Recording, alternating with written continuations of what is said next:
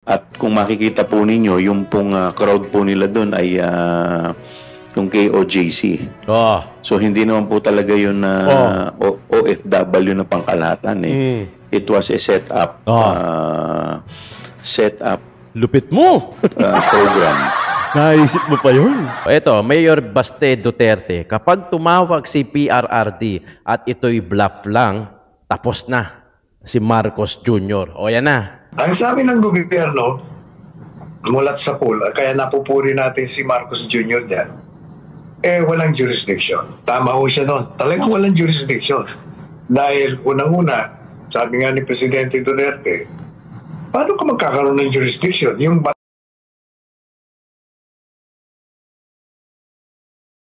tunay na balita, walang kinakampiyan, sumasalamin sa katotohanan lamang. Kamusta kayo dyan mga kayo? Nagbabalik po ang Joe Malone TV para sa issue ng bayan. Ating pag-usapan. Today is March 10, araw ng Monday o Lunes dito sa Pilipinas. Kaya naman magandang umaga, hapon o gabi sa inyong lahat. Shoutout natin lahat ng mga viewers natin abroad, pati yung viewers natin dito sa lokal, sa Pilipinas, Luzon, Visayas, Mindanao. Maraming salamat sa inyo at mega love shoutout. Hindi ko man kayo maisa-isa, pero alam niyo yun, nagpapasalamat ako lagi, unang-una yan sa inyong lahat. Isang like and share naman para sa ating channel. Masaya na tayo dyan. At higit sa lahat, salamat sa Panginoon dahil sa panibagong araw ulit. No? Dito kaya sa akin alas 5 na sa akin ng hapon Kung ano man yung time slot nyo dyan, magandang umaga, hapon o gabi. Tapos, i-shoutout na rin natin itong bagong mga members natin. Siyempre si Lito Javier, JU Productions, si Manik Sangko, at pati na rin si Franklin Forogo. Kung gusto nyo magpa-member sa atin, meron naman tayong join button dyan. Pakiklik na lang kung nakakaluwag kayo at gusto nyo i-share yung blessing nyo, pwede kayo magpa-member. Okay? Maraming salamat Maraming salamat sa inyo. Isang attendance check muna tayo dyan mga kayon. Paki-comment dyan sa baba yung exact location mo kung saan ka man naroroon, abroad man o dito sa Pilipinas. So ito na, pag-usapan natin. Don't forget to like and share yung video natin. Marami tayong pag-uusapan. Congressman Joel Chua, dudang-duda. Dudang-duda kung ano ba talaga ang pakay ng Duterte, ni Tatay Digong, pati na rin ni BP Inday sa Hong Kong. So, dudang-duda, no? Tapos, Sal Panelo. Yan. Sinabi ni Sal Panelo na, alam mo, malaking gulo to no? Malaking gulo pagka talagang inarrest. Nakikita ko. Malaking gulo to pagka inaresto si Tatay Digong. Sana wag nilang gawin, no? Sana wag nilang gawin. Although lumabas na sa post ni Spoke Harry o si Harry Roque na fake news nga daw. Wala naman daw nilabas yung Interpol na parang ganon na merong alert na warrant of arrest. O, di ba? Yun ang sinabi. O, hindi ko lang sure kung ano yung exact words. Pero alam mo, sa tingin ko magkakagulo to. Pagka nagkataon na inaresto si Digong, magkakagulo to. O ito pa, sa dulo ng video natin, sa dulo, tila ba may pasaring si Baste Duterte. At parang kinikinita ko na ito yung parang pinaka-alas ng mga Duterte. Kung sakaling, parang worst case scenario kung sakasakaling siguro kung sakasakaling maaresto nga si Tatay Digong, ang sinabi ni Baste, isang tawag lang ni Tatay Digong, ni tatay niya. At pagka nalaman na ito ay isang bluff, o ano lang, pagka bluff lang ito, tapos ka na, Bongbong Marcos. Abangan nyo yan. Pero panoorin muna natin itong press conference ni Congressman Joel Chua. Actually, kanina lang ata ito. Kanina lang, March 10 today, Monday, Lunes. O, di ba? Ano yan Kumbaga, Monday, syempre, kasagsagan ng trabaho yan, di ba? Ang dami nangyari kahapon. Kita nyo naman kung gaano tinangkilik at nakakaiyak yung pagbisita ni Tatay Digong, pati na rin ni BP Sara doon sa Hong Kong, sa mga OFW daw, no? At sinabi pa ni Congressman Joel Chua na hindi naman daw lahat to mga OFW. Parang set up ang sinasabi niya. At ang mga nandoon daw mga KOJC member. Di ba? Lupit mo, Kong. Di ba? Pati yan, pinaisip mo pa yun? Grabe, talaga, no? Yung lupit, no? Naisip mo pa yun? Aba, matindi! Ginagawa mo. My God. Yan ang sinasabi ko, tigil-tigilan nyo na yan. Panoorin na natin, Congressman Joel Chua. Sir, may mga rumors po ng ICC warrant of arrest. How will this impact the impeachment? Sa amin po, tuloy-tuloy pa lang man po ito. Sa akin pong paniniwala, separate naman po kasi yung ICC kung kay Presidente Digong at iba naman po dito po kay Vice President Sara Duterte. Sa amin naman, regardless kung meron pong ICC o wala, basta sa amin pong hanay, tuloy-tuloy lang po ang aming trabaho. Pero hindi po ba, sir, nabanggit din si Vice President Sara doon sa EJK case na may alam siya about the killings when she was mayor of Davao City? Well, kung kasama siya doon sa warrant, medyo, kasi siyempre pagka ito'y na-implement nila, dadalhin sila sa Hague. Kung hindi po ako magkakamali, medyo maantala po to. Sa ngayon, nananatili Inip na inip talaga no? rumors pa rin to dahil wala pa naman talagang nagkukumpirma kung talagang meron na warrant na na-issue. So sa amin naman, ayaw naman namin mag-rely lamang dito. Basta't insofar as we are concerned, tuloy lang po yung aming pag-aaral, tuloy lang po yung aming trabaho. Baka mamaya fake news din yan, ha? At nabanggit nga po kanina na nabanggit din si VP Sara doon sa possible ongoing sa ICC. Hindi po ba magkakaroon ng push and pull kung kunwari kailangan nilang pumunta doon sa The Hague or kailangan siyang nandoon tapos mayroong ongoing impeachment dito sa Pilipinas? Well, kagaya po ng nabanggit ko, kung sakasakaling ganun po, I think kung ganun na mangyayari, magkakaroon po talaga ng pagka-delay or magkakaroon tayo ng medyo problema dito sa impeachment. Atat na Ano po sila, yung reaction niyo naman Atat na. Hindi na nila mahintay yung tune. sa pagsama ni VP Duterte sa tatay niya outside the country amidst the impeachment complaint Yeah. against the Vice President? Hindi natin alam kung yun po talaga ay yung biyahe nila dun dahil nga po sa talagang official, dahil sa mga OFW o dahil nga sa may nagsisirculate po na rumors about this arrest warrant.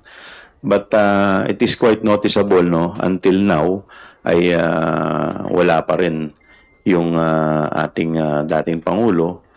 At kung makikita po ninyo, yung pong crowd po nila doon ay yung KOJC.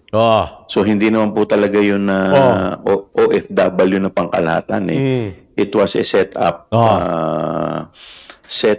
Lupit mo! program. Naisip mo pa yun.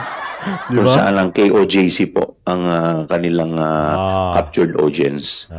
Follow up lang sa question ni Ate Rose. Kasi nung sa same event sa Hong Kong, nabanggit ni VP Sara na yung halalan 2028, tapos nag-cheer yung mga tao. May response po ba kayo doon? Kasi alam natin dati sabi niya hindi siya magsasalita about her plans, pero ngayon biglang nagjo-joke na naman siya. May sagot ba kayo doon, sir?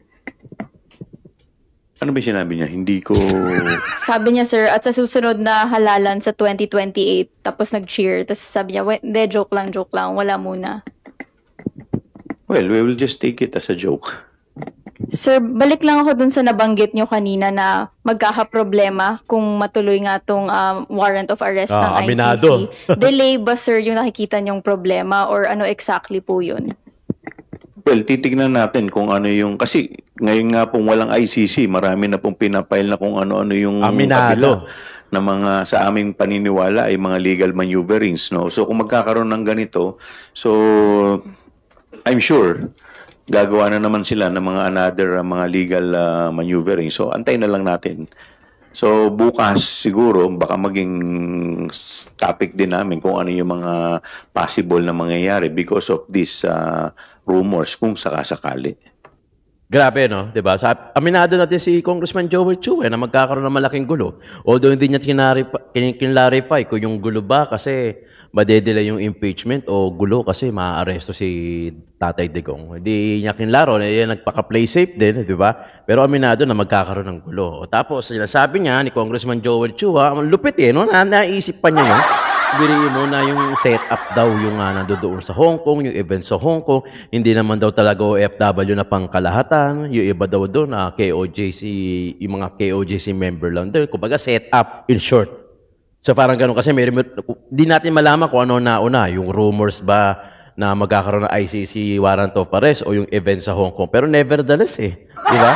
Nevertheless, kung ano man, either way, kung ano man yung mauna, ang pinunta talaga ni Tatay Digong doon, pasasalamat sa mga OFW, di ba? Sa mga nagkalat naman yan.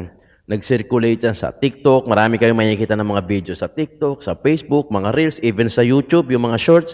Ang daming umiikot dyan. At makikita natin kung ano talaga yung sinisigaw. Meron pa nga ako nakakita ng video Ang galing talaga gumawa ng mga vlogger din sa kabila. I don't know kung vlogger o kung sino man yung gumawa dyan. Merong video sa labas na parang dumadaan ata si VP Sara. May edited na video ang sinisigaw, impeach Sara, impeach. Madami din Putsa, ang galing Parang recorded Ang dami din Pero video, bilang ang daming sumisigaw, impeach Sara, impeach Sara, impeach Sara. So yung video, pinalitan ng 8, ang pinalit, impeach Sara. Pero ang pinapalit doon, Duterte. Ang talagang sinisigaw, Duterte. Bakit kamo? Editor ako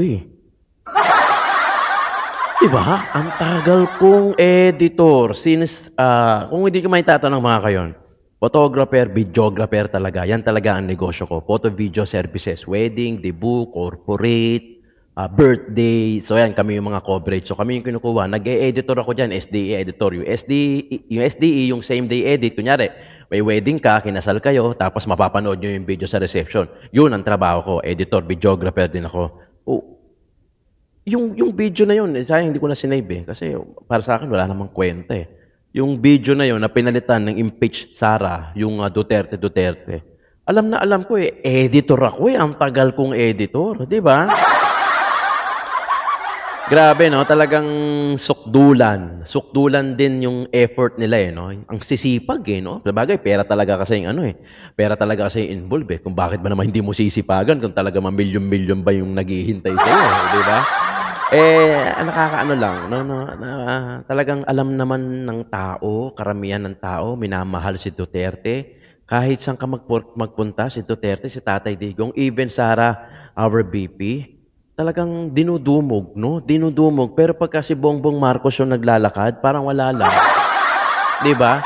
Pero pa si Tatay Digong, talagang kikilabutan ka. Totoo yan. Kikilabutan ka na parang hindi lang ordinaryong tao yung naglalakad sa harapan mo. Pero para sa kanya, kay Tatay Digong, ordinaryong tao lang naman siya. Hindi ko makita. Hindi ko kahit anong tingin ko doon sa view ng mga PBM vloggers at saka doon sa mga nasa kabila, kung anong klaseng view yung gusto nilang patunayan na kung bakit ando doon sila sa kabila. Di ba? May mga kakilala akong vlogger na talagang bilib na bilib kay Tatay Digong hanggang sa ngayon. Pero nagbablog sa kabila. Bakit ka mo? Di ba? Pera-pera din di ba? Oh, look at me. Andito ako. Meron akong anak na yung panganay ko may ASD o yung autism spectrum. Kailangan ko ng pera weekly. SPED, speech therapy, occupational therapy. Ngayon, alamin nyo na lang kung magkano yung tatlong yan. Kahit dyan yung rate dyan sa ibang bansa, saka yung rate sa Pilipinas. Kung magkano yung kailangan ko every week para maipadala ko yung anak ko sa SPED, sa speech therapy, saka sa occupational therapy.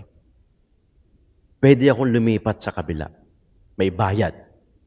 O kahit sino man nakukuha sa akin na para mag-vlog. Trabaho di ba? Trabaho yung vlog na na gusto magbayad sa akin may vlog. Bakit andito ako?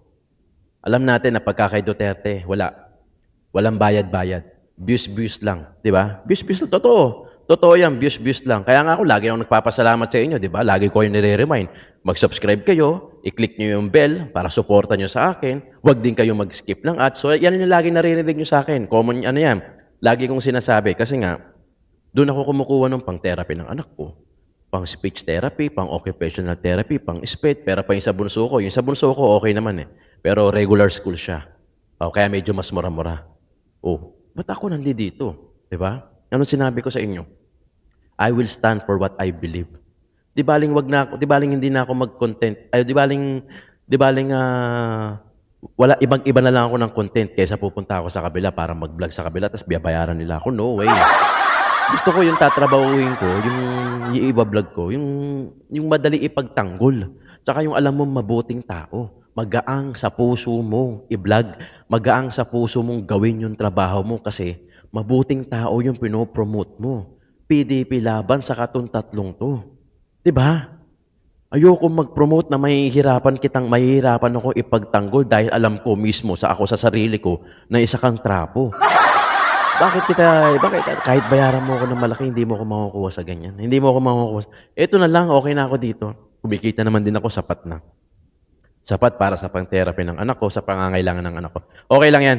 Okay, papakinggan natin, mahaba tayo. Pakinggan natin si Attorney Sal Panelo. Maganda to. Pero bago po ang lahat, attorney, marami pong nagme-message at nangangamusta po sa mga kaganapan dyan sa Hong Kong, attorney. Okay naman dito. Dinumog ng tao si VP Sara at si Presidente Duterte kahapon dyan sa Southern Stadium. Southern Stadium. Kasi yung venue maliit. Siguro 2,000 lang pwedeng pumasok doon. So yung mga tao nandun sa parang sport ground Iba yung loob, iba yung labas, puno doon. Yes. Pagkatapos yung sa mga kalsada surrounding the venue, puno rin ng tao. Ganun kadami Siguro sabihin mo mga 20,000 lang nandun, 20,000 plus. 20,000? Wow, 20,000 pala. Pero ang nakapasok lang sa loob ay higit 2,000 lang. Wala, maliit ang lugar Nagkamali ng dapat doon nila ginawa sa grounds. Kung ginawa nila sa grounds yun, marami nakapasok. Ganun po ba, attorney? Attorney, dahil Monday ngayon araw na ito ay tatalakayin po natin ang part 2 ng iyong column sa Manila Times na Demolition Job Zeroes in on Digong after VP Sara. Basahin ko lang po, attorney. Pero gawin natin, Franco, para makunamaan ng mga nanonood nakikinig sa atin. Paragraph for paragraph. In other words, okay. Hindi ba ko dyan? Correct. For every subtitle, yun ang basahin mo. Tapos paliwanag natin. Okay po, attorney. Okay.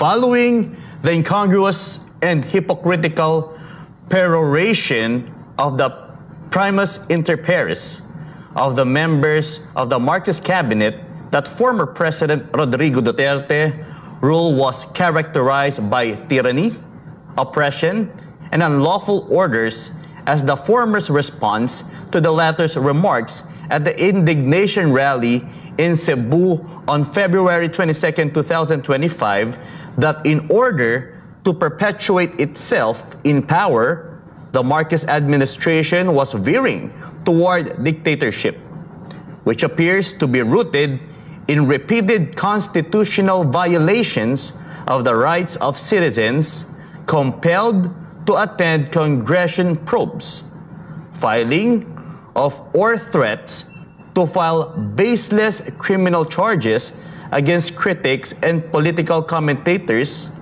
paving the way for their incarceration or creating a chilling atmosphere repulsive to the exercise of freedom of speech and expression, as well as railroading of constitutional process like impeachment and legislation. Another demonstration of the orchestrated demolition job on Digong comes in immediate succession with a man in uniform taking center stage. Ano ba naman ito? Parang bata magbasa. Ang sinasabi ko po dyan, kung natatandaan nyo, yung indignation rally sa Cebu, merong pahayag si Presidente Duterte na sinasabi niya na yung mga kalakaran na nakikita ng taong bayan ngayon, anong mga kalakaran yun? Yung ginagawang paglabag sa salikang batas. Halimbawa, yung mga ginawang congressional hearings, kung saan tatawag sila ng mga testigo, at kung hindi nila sunada yung sagot, pinakukulong nila. Totoo yan. Yung ginagawa nilang pananakot sa mga political commentators, Yes. mga vloggers, tawag nila sa congressional at sinasabi nila, didemanda nila, na hanggang ngayon naman wala naman demanda, na nagbibigay ng pangamba at takot sa mga kritiko ng administrasyon. Madalit sabi, yung lahat ng yan, yung mga paglabag sa saligang batas, ang sinasabi ni Presidente Duterte, teka muna, nasa demokrasya tayo, mukhang patuklo tayo sa diktadurya. Yes. Yan ang pinupunto. Ngayon, nung sinabi niya yan, may reaksyon at yun ang susunod na paragraph na babasahin mo. Yes, ito po. Alam naman natin si Presidente Duterte, kahit yung kahapon nga, puro biro niya nagpapatawa Nagpapatawa lang siya.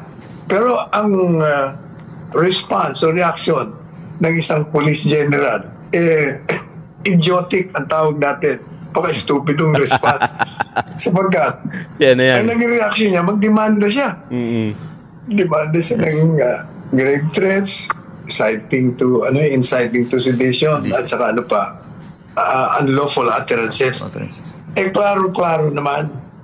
Alam niyo yung joke, pag yun yung binigay mo, magtatawa na ng tawa at nagtawa na talaga. Instant kayong tawanan. Isa pa, itong police general na ito, mas pa ito sa papa. Ibig sabihin, yung 15 senador, hindi naman nag-react, natawa nga pero siya nagagalit siya at kailangan daw na inibanda. Yun ang pinapakita natin, na yung demolition job na orchestrated na plano, talagang isinasagawa nila. At ang ginagawa naman ng mga nagsisipsip, sumasakay. O kaya, etong ginawa nila ngayon kay Presidente Duterte. Pero alam naman po natin, talagang, sabi ko nga dyan, only a fool will see that statement as being criminal. May sinaulo mong, may diferensya ka talaga pag nagpapatawa lang yung mama, kakasuhan mo. Kaya nag-uusap kami ni Presidente Duterte, sabi nga, akala ko ba nasa demokrasya tayo? Ba't iba pag bibiruhin, dinidimanda na? Yun ang pinupunto ko doon sa binasa mo para. Yes. Ito kasi nangyari itong kaganapan kagabi lang. Kung di ako nagkakamali, bandang alas 10 ng gabi, if we have the footage habang piniprepare. Yun yung kumakalat po kasi na balita ngayon na isa daw to sa dahilan na magiging daan para mahuli daw po ang former president. Kaugnay po ito sa ICC. Yan po. Ito po, attorney. Ito. Yan, kikita mo nga naman, ang dami-daming naka-shield pa. Ano yan, sa Davao Airport ba yan? Opo. Yan po, attorney. Alam po ninyo, kailangan siguro liwanagin natin. Sinasabi nila na may warrant of arrest ang inisyo ng ICC. Ang sabi ng gobyerno, mulat sa pool, kaya napupuri natin si Marcos Jr. dyan, walang jurisdiction. Tama ho siya doon. Talagang walang jurisdiction. Dahil unang-una, sabi nga ni Presidente Duterte, paano ka magkakaroon ng jurisdiction? Yung batas na lumika sa iyo, ICC, ay hindi naman na-publish sa Official Gazette. Kasi sa ating saligang batas at sa ating Kodigo Sibil, kailangan ng isang batas bago mo ipatupad, kailangan malaman ng tao kung bakit bawal ang isang bagay at makukulong ka pag nilabag mo. Hindi po lumabas yan sa payagan, hindi rin lumabas sa Official Gazette. Na requirement po yan. Kaya sinasabi ng ating Kodigo Sibil, walang batas na paipatutupad hanggat hindi na ilalathala sa Official Gazette. Bakit kanyo kailangan ilathala? Kasi yung tao, kailangan ipahayag mo yung mga kalakaran na maaari niyang labagin at maaari siyang makulong. Kasi otherwise, sasabihin niya, teka muna, hindi ko naman alam, wala naman kayong pinapayag na iyan pala isang aktong kriminal na ako'y mananagot siya. Pwede niya akong gamitin ng depensa yan. Kaya sinasabi ngayon ng ating batas, hindi. Pag yan ay inilathala na sa official gazette. Ipinagpapalagay, the presumption is you have read it and you know the law and you know that when you commit the act prohibited by that law is a crime, mananagot ka. Kaya hindi mo pwedeng sabihin na hindi ko alam Ipinagpapalagay na alam mo yan pag nailathala. Kaya pag hindi mo inilathala, ayun, pwede mo sabihin na, teka muna, wala kayong inilathala, hindi namin alam yan. That's number one na walang jurisdiction, hindi nailabas. At nung ako yung Chief Presidential Legal Counsel, sinabi ko kay Presidente Duterte, ipagpalagay na po natin kako na nailathala.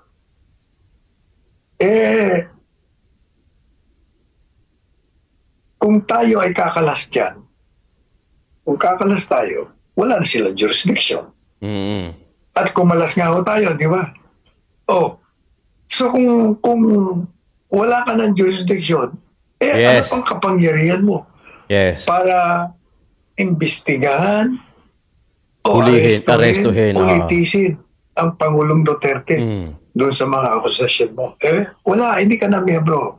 Ang sabi naman po ng ICC, hindi, dati kang miyembro kahit na umalis ka sa ilalim ng aming ay kailangan pa rin mag-cooperate ang gobyerno ninyo. Pag yung akusasyon sa'yo ay nasimulan namin bago ka umaklas, bago ka nag-withdraw. See? Totoo yun ang batas nila. Pero ang problema nga, kung yun ang kanilang argumento, ang sagot natin doon, teka muna, hindi naman kayo nagsimula ng preliminary investigation bago umalis bilang miyembro. Nagsimula kayo after mahigit isang taon na lumipas nung umalis bilang miyembro ang Pilipinas.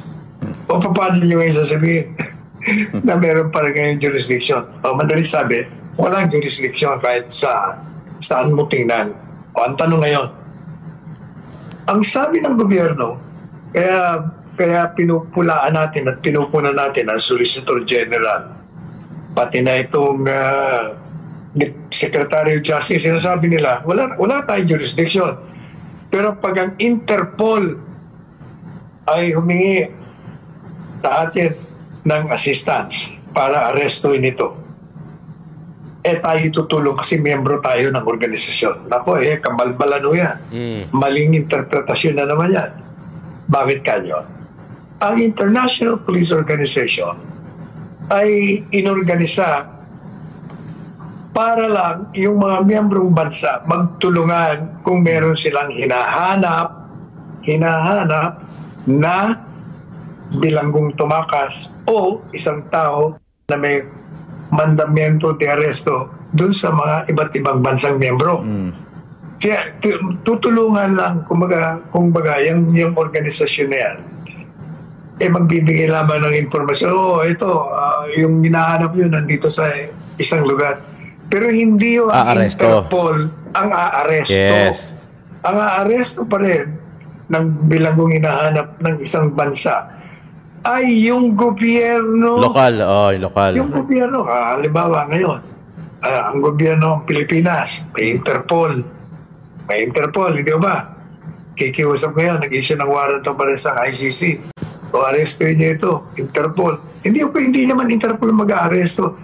Yung paring gobyerno ng bansa ang magpapatupad. Ang tanong, pwede bang gawin ng mga pulis ng Pilipinas ang arestuin si Presidente Duterte na merong warrant of arrest ang ICC inisyo? Hindi po pwede. Bakit hindi po pwede?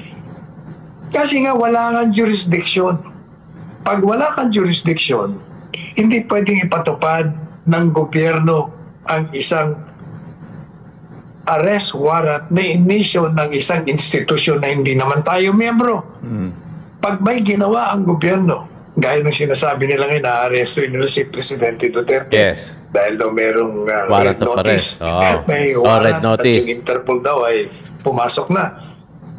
Yan ay pagsalakay sa soberentiya, kasarilan ng bansa.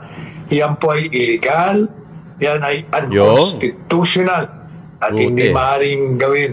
Pag ginawa po ng gobyerno yan, Tapos. at kung ang nag-utos niyan ay ang presidente ng bansa, yung presidente niyan ay pwedeng ipasa ilalim sa impeachment proceedings at tanggalin at pwede pang maghambla, kriminal.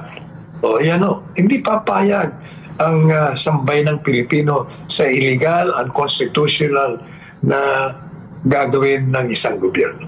Gulo yan. Diba? Gulo yan. Gulo yan sigurado. Pagka nangyari yan, sigurado ako gulo yan. Ipapakita lang natin etong yung sinave natin dito na yung post ni Baste Duterte. Asan na ba yun? Eto. Ayan, no? Ito ang sinabi niya. Naka-live din si Attorney Vic, no? ICC, walang jurisdiction. Parehas sila ng sinasabi ni Attorney Salpanelo. Ito, Mayor Baste Duterte, kapag tumawag si PRRD at ito'y bluff lang, tapos na si Marcos Jr. O yan na. Yan na yung pinaka-alas talaga. So dapat nga talaga, ako tatanungin, sige, yan natin to. Push natin sa ganun. Matapos na lahat. Davao City, Philippines, isang matapang na pahayag ang inilabas ni Davao City Mayor Sebastian Baste Duterte laban kay Marcos Jr. kung saan tila iginiit niyang kung ito'y bluff lamang, posibleng matapos ang liderato ni Marcos kung gagawain ng isang hakbang si dating Pangulong Rodrigo Duterte. Ang naturang pahayag mismo ay ipinost ni Mayor Baste Duterte sa kanyang opisyal na Facebook page na agad namang nag-viral at naging sentro ng matinding diskusyon sa social media. Sa kanyang Facebook post, tahasang sinabi ni Mayor Baste, when PRRD calls and it's bluff, Bongbong Marcos is done. Kapag tumawag si PRRD sa Tagalog at ito'y bluff lamang, tapos na si Bongbong Marcos. Ganun kalupit, walang paligoy-ligoy, walang palapok, straight to the point kagad. Bagamat walang direktang ipinaliwanag si Mayor Baste kung kung ano ang pinagamulan ng kanyang pahayag, binigyan niya ito ng matinding interpretasyon sa publiko na tila nagbabadya ng panganib sa liderato ni Pangulong Marcos kung sakaling si PRRD ang kumilos. Oh, patay na. Yari na. Yan ang sinasabi ko. Talagang nakafocus na sila sa isang tao kay Duterte lang sa kay VP Inday Sara sa dalawang sila nakapokus, hindi nila alam nakikita kung gaano tayo karaming nasa likod Isa sa mga interpretasyon na posibleng lumalalim na ang hidwaan sa pagitan ni Marcos at ni Duterte camp, lalo na't kasunod ito ay ang mga lumalabas na ulat na hinggil sa posibleng warrant of arrest ng International Criminal Court o ICC laban kay FPPRD.